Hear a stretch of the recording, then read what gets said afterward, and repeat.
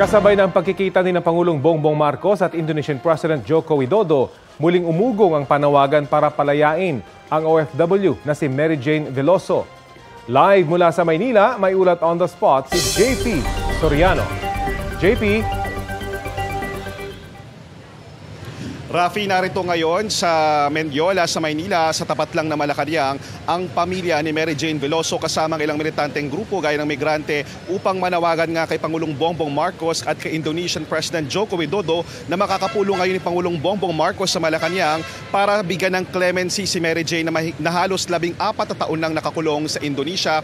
At Rafi, sa pagpunta nga ng nila Mary Jane dito sa Malacanang o sa tapat ng Mendiola ay bit-bit nila ang mga tarpaulins at nananawagan sila na kay Pangulong Marcos para bigyan ng iapela ang pagbibigay ng clemency kay Mary Jane Veloso at meron din silang bit-bit na sulat para kay Pangulong Marcos at kay President Widodo na itatangka nilang iabot mamaya dito sa Malacanang. Panawagan ng pamilya, dapat daw pakawalan na at bigyan na ng kalayaan si Mary Jane dahil nakakulong na ang mga talagang may sangkot daw, talagang mga may sala sa paglalagay kay Mary Jane sa kulungan at nabigyan na rin o inaprubahan na rin naman ng Korte Suprema na siya rin ay makapag-testify sa Indonesian Court para maipagtanggol ang kanyang sarili, bagay na hindi pa rin nangyayari ngayon. So yan po ang mga panawagan nitong mga magulang ni Mary Jane gaya ni Nanay Celia na ilang taon na rin nananawagan sa publiko at parating visible sa publiko para manawagan sa kalayaan ng kanyang anak. At ngayon po ay tatangkain ng grupo ng migrante na ipasok ang sulat, pero nakabantay po ang Manila Police District dito sa Mendiola sa Malacanang. At yan muna ang latest. Balik mo na sa Rafi. JP, meron ba silang panawagan na direktang makausap ang Pangulo bukod dyan sa sulat na gusto nilang maipasok sa palasyo ng Malacanang?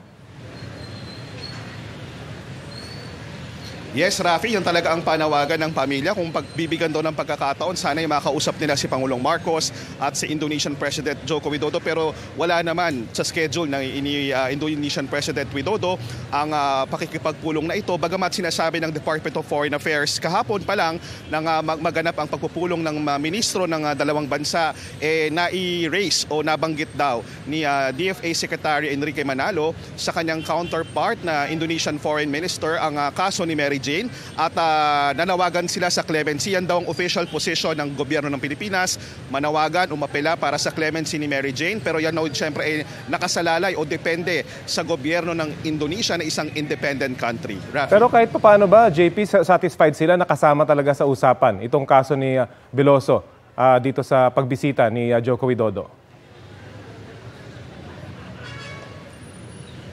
Oo, kung kumbaga sa nakakulong na yung mga mastermind, ika nga na sinasabi ni Mary Jane na talagang nag-deal lang sa kanya para dalhin yung maleta, nalula ng droga. Yan ang sinasabi ni Mary Jane, yung sinasabi ng kanyang mga abogado, nakakulong na yung mga mastermind. Pero importante raw dito yung kanyang makapag-testify siya at yan nga sinigundahan at sinuportahan ng ating Korte Suprema.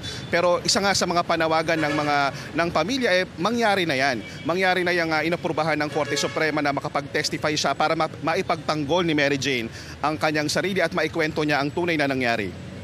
Maraming salamat, JP Soriano. Kapuso, alamin ang maiinit na balita. Bisitahin at mag-subscribe sa GMA Integrated News sa YouTube. Sa mga kapuso abroad, samahan nyo kami sa GMA Pinoy TV at sa www.gmanews.tv.